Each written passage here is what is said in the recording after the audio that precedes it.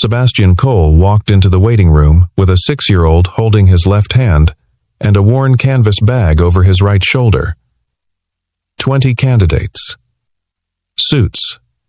Broad shoulders. Thick necks. Every one of them looked up.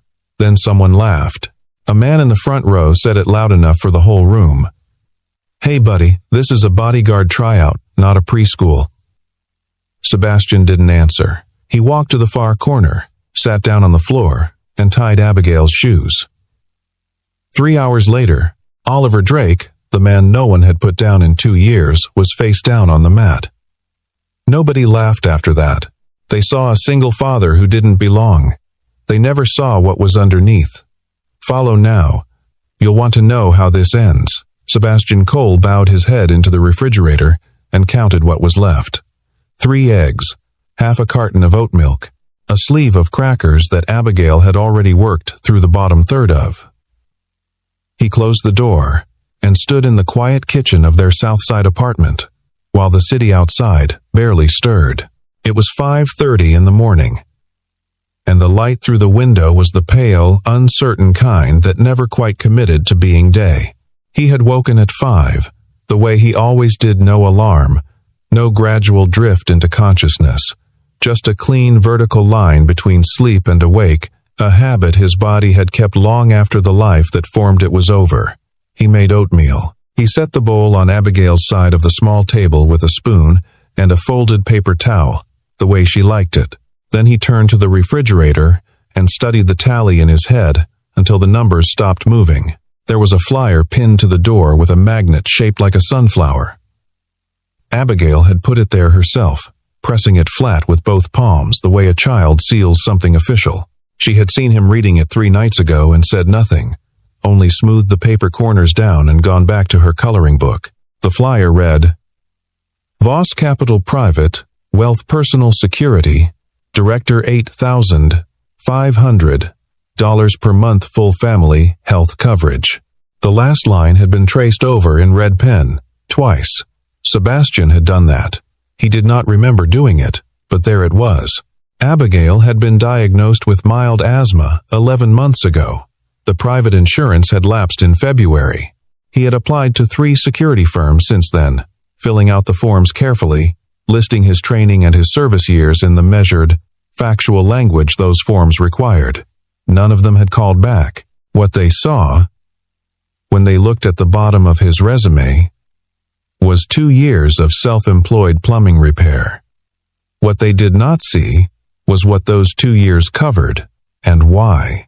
He heard the small feet on the hallway floor at 7, and then Abigail appeared in the kitchen doorway, her dark hair pressed flat on one side, and her stuffed bear, Biscuit, held against her chest with both arms. Biscuit was a small brown bear, with one eye that had been resewn slightly higher than the other, which gave the bear a permanently quizzical expression. Abigail had owned Biscuit since she was 14 months old. The bear had been washed so many times the fur had gone soft as flannel. "Morning," Abigail said. "Morning, Abby." Oatmeal's on the table. She climbed into her chair and pulled the bowl close. She ate carefully, the way she did most things, with a methodical attention that sometimes made Sebastian forget she was 6 years old. When she was halfway through the bowl, the phone rang. He answered it in the kitchen doorway. The woman who kept Abigail during the mornings, a retired teacher 2 floors up, had a scratchy voice and a cough she was apologizing for, even before she got to the point. Abigail had run a fever the day before, she said. Just a precaution. Sebastian stood with the phone in his hand after the call ended and looked at the ceiling for a moment. He got Abigail's backpack from the hook by the door. He put Biscuit inside. He found the small coloring book and tucked it in beside the bear, with a bundle of colored pencils held together by a rubber band. He zipped the pack and knelt to tie Abigail's shoes, while she stood patiently with one hand on his shoulder. "Where are we going?" she asked. "Dad has a tryout today." She considered this. "Are you going to win?" He pulled the laces snug and looked up at her. "I'm going to try." She nodded, accepting this as sufficient, and went to retrieve her bear from the backpack, because she had decided she wanted to carry it herself. The building that housed Voss Capital occupied the upper 14 floors of a glass tower on the north side of downtown. The lobby was marble and cool, and the security desk was manned by 2 people in matching navy jackets. Sebastian came through the revolving door at 8:53 with Abigail's hand in his left hand and a worn canvas tote bag over his right shoulder.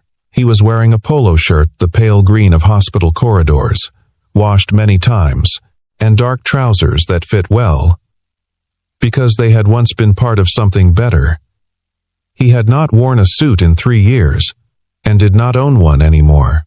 The waiting area for the candidates was a long room off the main lobby with leather chairs and bottled water arranged on a low table. There were 20 men already seated when Sebastian walked in. Most of them wore dark suits or tactical cut shirts that displayed their builds with architectural precision. Several had the particular stillness of men trained to observe rooms, and they observed this one now specifically, the door through which Sebastian and Abigail had just entered. The silence lasted about 4 seconds. A man in a gray suit near the front, broad-shouldered, shoes polished to a high finish, the kind of handsome that knew it was handsome, leaned slightly toward the man beside him and said, at a volume calibrated to carry, "I thought this was a security tryout, not a daycare." Several people laughed. Not everyone, but enough.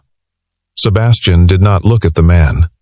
He scanned the room once left to right, door positions, sight lines, and then led Abigail to the corner farthest from the entrance, where a stretch of wall offered the clearest view of both exits. He sat on the floor with his back to the wall and settled Abigail beside him. He took the coloring book from her pack, opened it to the page with the rabbit, and handed her the bundle of pencils. "You can do the rabbit," he said. She pulled out the brown pencil and began. A young woman from the front desk approached with the particular expression of someone who had been sent to do something uncomfortable. She told him, politely, that the space was not designed for children. Sebastian looked at her steadily. "I understand," he said. "If whoever's running this wants to ask me to leave, I'd like them to do that in person. I'll wait." The woman blinked, then retreated into the corridor beyond the desk. A man in the second row, the largest man in the room, with close-cropped hair, and the focused stillness of someone who had spent years being the most capable person in any given space, looked at Sebastian once. Not a glance, a professional assessment. Quick and thorough. Then he looked away. His name was Oliver Drake, and he had not lost a controlled sparring match in 2 years. He had also, in that single look, concluded that the man in the corner with the child presented no competitive interest whatsoever. On the second floor, behind a panel of one-way glass, Eleanor Voss stood with her arms folded and watched the room below. She was 28, with dark hair pulled back precisely, and a navy blazer over a white shirt that she had worn buttoned to the second-to-last button since sometime in her early 20s, because someone had once told her it looked severe, and she had decided that was the point. She ran a private wealth management fund valued at $2.4 billion, and she had done so since she was 26, when her predecessor retired, and the board had looked at every available option, and then looked at her and decided she was the least risky one. She had been proving them right ever since, which was a different thing from being thanked for it. Richard Crane stood beside her with a clipboard and the easy confidence of a man who believed he was the most important person in any room he entered, which was not always wrong. He was 45 and had been with the firm for 9 years and had spent the last 18 months positioning himself as the adult supervision behind Eleanor's instincts. He did not say this out loud. He said things like, "My concern is the board's exposure, and let me run the operational side of this, and Eleanor, you have enough on your plate." He was walking through the candidate list now. Oliver Drake first, as expected. Former Marines, amateur combatives record, exemplary background. He recommended shortlisting 5 candidates and accelerating to practical evaluation. Eleanor was looking at the corner of the room, specifically at the man sitting on the floor with a child, pointing at something in a coloring book that made the child tip her head and smile. "The man in the corner," she said. "What does his file say?" Richard scrolled. Sebastian Cole. No recent professional security experience. 2 years of independent contracting in building maintenance and repair. Prior to that, there are some gaps. Possible data entry issues. "Possible," Eleanor said. "You want to cut him?" "I can have someone." "No," she said. "Leave him in." Richard made a note on his clipboard, with the expression of a man filing something under things to revisit later. Eleanor turned back toward her desk. She did not explain herself. She rarely did. The first evaluation round took place in a third-floor conference room. Colonel Webb, a retired Army officer who consulted for the firm on security matters, distributed a printed scenario to each candidate.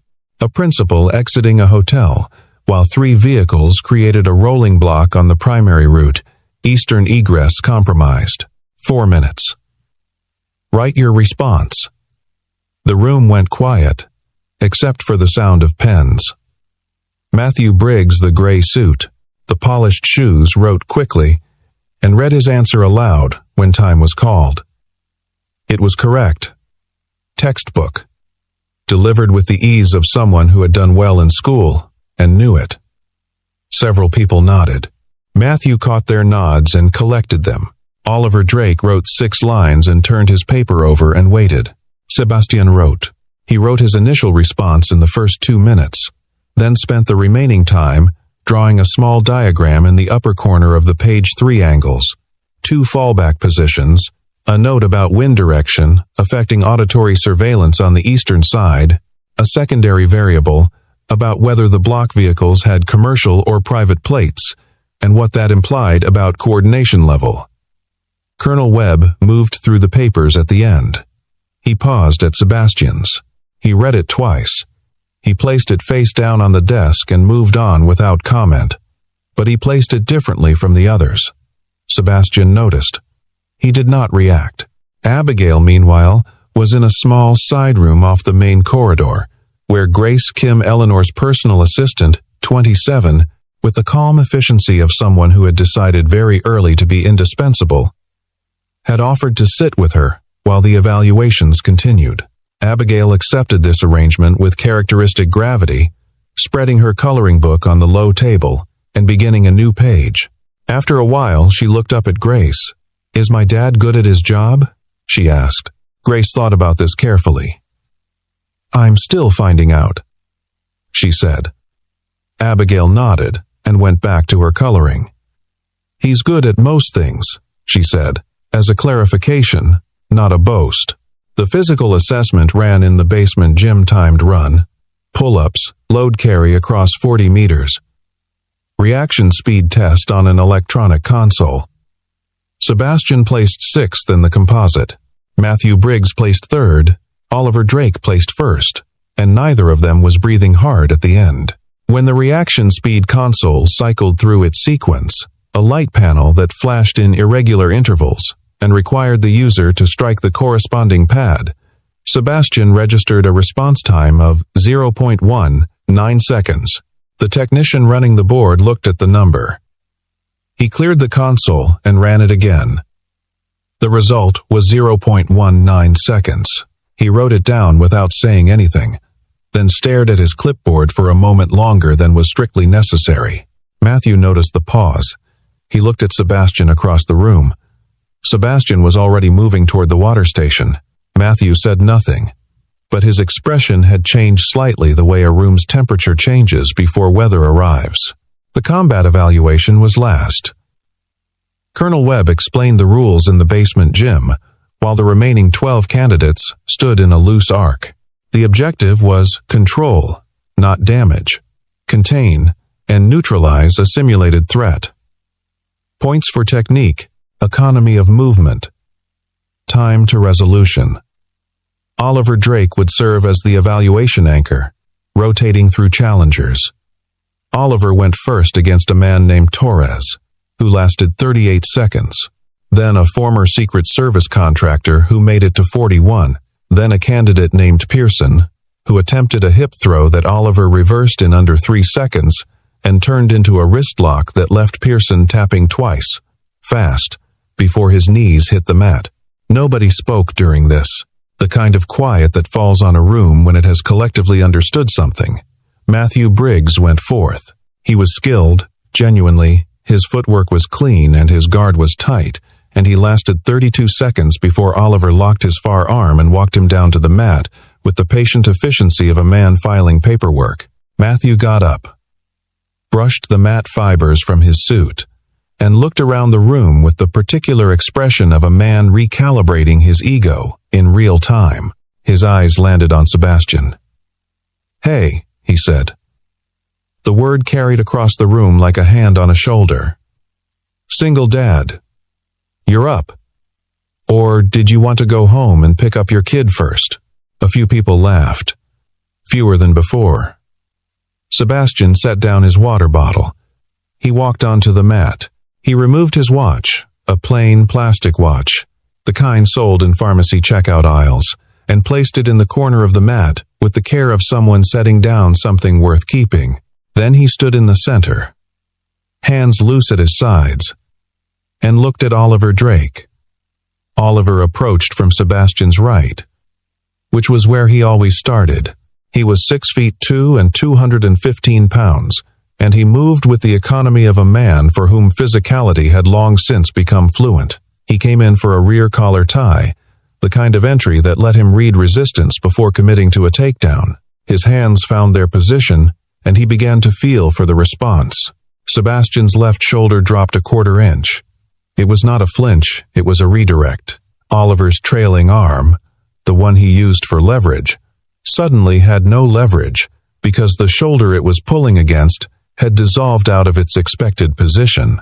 In the same motion, Sebastian's right hand closed on Oliver's elbow from a direction that did not exist in Oliver's muscle memory, applying pressure at an angle that was not painful but was structurally absolute.